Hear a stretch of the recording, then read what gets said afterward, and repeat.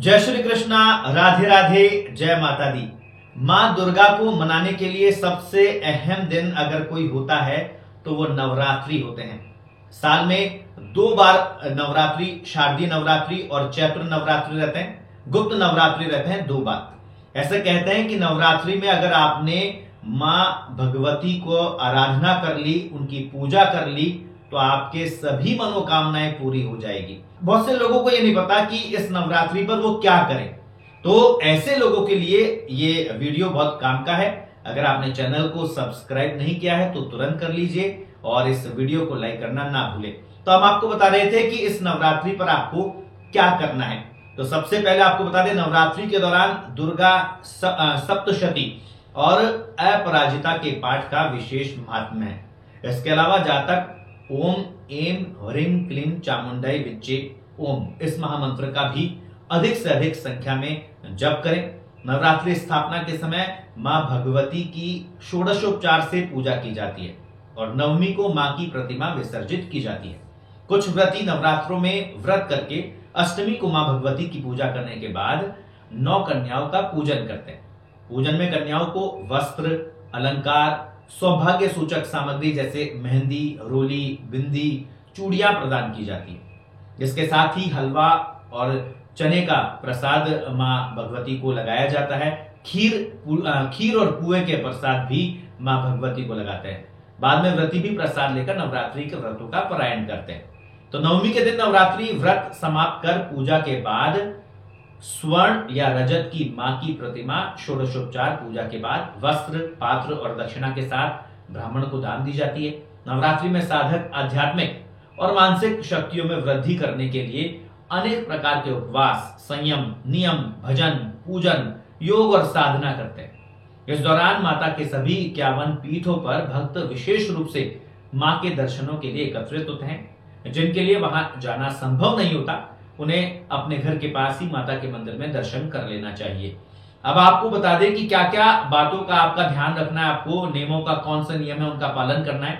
सबसे पहले ध्यान देने वाली बात यह है, मां दुर्गा को तुलसी दल और दुर्वा चढ़ाना शास्त्रों में निषेध है, तो ये भूलकर भी ये काम ना करें। पूजा में लाल रंग के आसन का प्रयोग करना श्रेष्ठ माना जाता है। लाल रंग का ऊनी आसन होना चाहिए। अगर ऐसा आसन उपलब्ध ना हो तो एक कंबल को 4 परत करके बिछा ले, फिर उस पर लाल रंग का कोई भी कपड़ा डाल दे।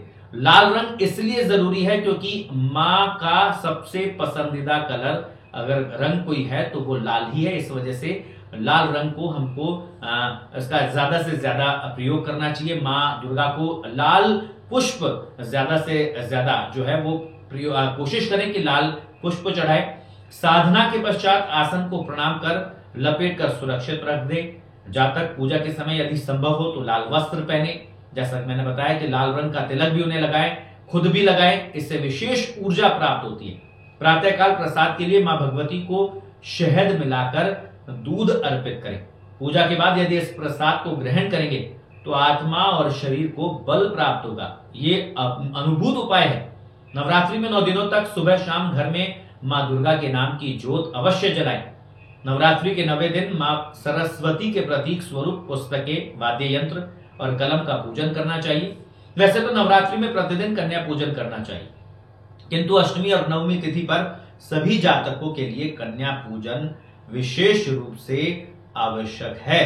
तो ये तमाम जो चीजें हैं वो आप करके मां भगवती को प्रसन्न कर सकते हैं। सबसे पहले आपको बता दें, पूजा का जो विधान है कोई हार्ड एंड फास्ट नहीं है, कोई बहुत ज्यादा आपको वो नहीं करना है। जैसा आपका भाव है, भाव के अनुसार पूजा करनी है। सबसे पहले स्नान कराना है, उसके बाद वस्त्र पहनाने हैं, उसके बाद उनको तिलक लगाना है।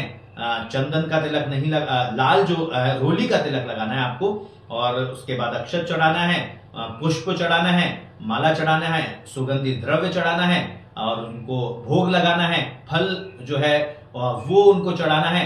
कुछ नैवेद्य आपको चढ़ाना है, ड्राई फ्रूट्स उनको चढ़ाना है और अपने श्रद्धा के अनुसार माँ के उनको स्वरूप को दर्शन करने हैं, उनको दक्षिणा चढ़ानी है और उसके बाद उनको प्रणाम करना है।